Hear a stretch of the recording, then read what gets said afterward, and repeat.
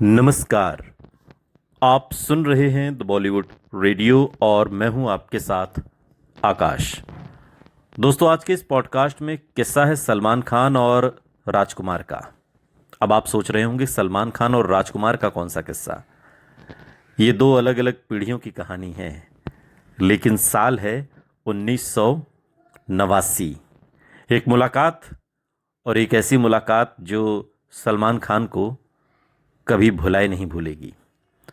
Hindi cinema के इतिहास का एक ऐसा यादगार साल रहा ये साल 1989। इसी साल एक दुबला पतला नया लड़का बड़े पर्दे पर आया और देखते ही देखते लाखों युवाओं के दिलों की धड़कन बन गया। फिल्म थी मैंने प्यार किया और उस नए हीरो का नाम था सलमान खान। सूरज बड़जात्या की इस फिल्म ने बॉक्स ऑफिस पर ऐसी सफलता हासिल की कि हर तरफ सिर्फ एक ही चर्चा होती थी, प्रेम और सुमन की प्रेम कहानी। रातों रात सलमान खान स्टार बन चुके थे। जहां भी जाते लोग उन्हें घेर लेते। निर्माता निर्देशक उनके साथ काम करने के लिए लाइन लगाने लगे थे। फिल्म की जबरदस्त सफलता के बाद निर्माता सूरज बड़जात्या ने एक शानदार पार्टी रखी। बॉलीवुड के बड़े बड़े सितारों को बुलाया गया। उस दौर के लगभग सभी नामचीन कलाकार वहां मौजूद थे और इन्हीं मेहमानों में से एक शख्स थे जिनकी एंट्री होते ही महफिल का रंग अपने आप बदल जाता था। उनकी चाल, उनका अंदाज, उनकी आवाज और उनकी शख्सियत सब कुछ अलग थी, और वो थे राजकुमार। राजकुमार उस समय तक हिंदी सिनेमा के सबसे सम्मानित अभिनेताओं में गिने जाते थे। वक्त, हीर रांझा, पाकीज़ा, कर्मयोगी, तिरंगा जैसी फिल्मों से पहले ही वो अपनी एक अलग पहचान बना चुके थे। इंडस्ट्री में उनकी हाजिर जवाबी और बेबाक जवाबों के किस्से मशहूर थे। इसलिए जब उन्हें पार्टी में देखा गया तो कई लोग खुद आगे बढ़कर उनका स्वागत करने लगे। सूरज बड़जात्या भी बहुत खुश थे कि इतनी बड़ी सफलता के जश्न में राजकुमार जैसे दिग्गज अभिनेता शामिल हुए हैं। उन्होंने सोचा कि यह अच्छा मौका है कि अपने फिल्म के नए सितारे सलमान खान की मुलाकात राजकुमार से कराई जाए। वो राजकुमार को अपने साथ लेकर सलमान खान को अपने साथ लेकर राजकुमार के पास पहुंचे। लोकप्रिय फिल्मी किस्सों के अनुसार उस समय सलमान खान अपनी पहली बड़ी सफलता के नशे में कहिए या खुशी में डूबे हुए थे। इंडस्ट्री में नए थे और हर चेहरे से परिचित भी नहीं थे। सूरज बड़जात्या ने दोनों का परिचय कराया, सलमान खान का राजकुमार से। लेकिन सलमान की प्रतिक्रिया वैसी नहीं थी जैसी राजकुमार जैसे किसी सीनियर एक्टर के लिए अपेक्षित थी। बताया जाता है कि सलमान खान ने औपचारिक अभिवादन तो किया, लेकिन फिर धीरे से सूरज बड़जात्या से पूछा कि ये कौन है।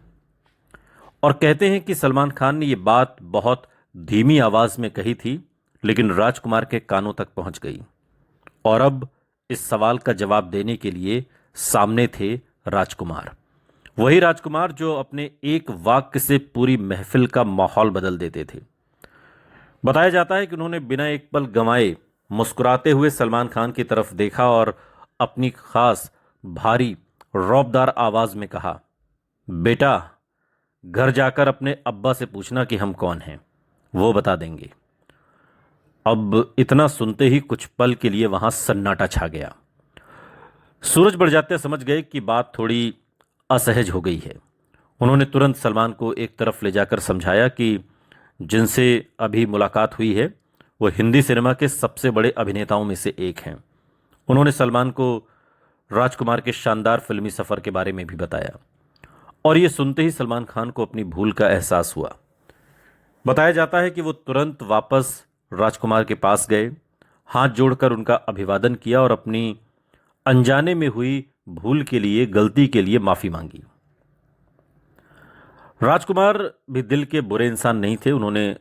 उनका स्वभाव जरूर बेबाक था, लेकिन वो प्रतिभा की कद्र करते थे। कहा जाता है कि उन्होंने मुस्कुराकर सलमान को आशीर्वाद दिया और बात वहीं खत्म हो गई। इस किस्से की सच्चाई चाहे जितनी भी हो, लेकिन ये बॉलीवुड में वर्षों से सुनाई जाने वाली सबसे लोकप्रिय कहानियों में से एक बन चुका है। ये सिर्फ राजकुमार की हाजिर जवाबी का किस्सा नहीं है, बल्कि हिंदी सिनेमा की दो पीढ़ियों की मुलाकात का भी प्रतीक है। एक तरफ थे राजकुमार, जिन्होंने अपने अभिनय और व्यक्तित्व से दशकों तक दर्शकों का दिल जीता। दूसरी तरफ थे सलमान खान, जो अभी अभी अपने सफर की शुरुआत कर रहे थे और आगे चलकर हिंदी सिनेमा के सबसे बड़े सुपरस्टारों में शामिल होने वाले थे। समय बीत गया। सलमान खान ने भी एक ऐसा मुकाम हासिल किया जहां उनके नाम से फिल्में चलने लगीं।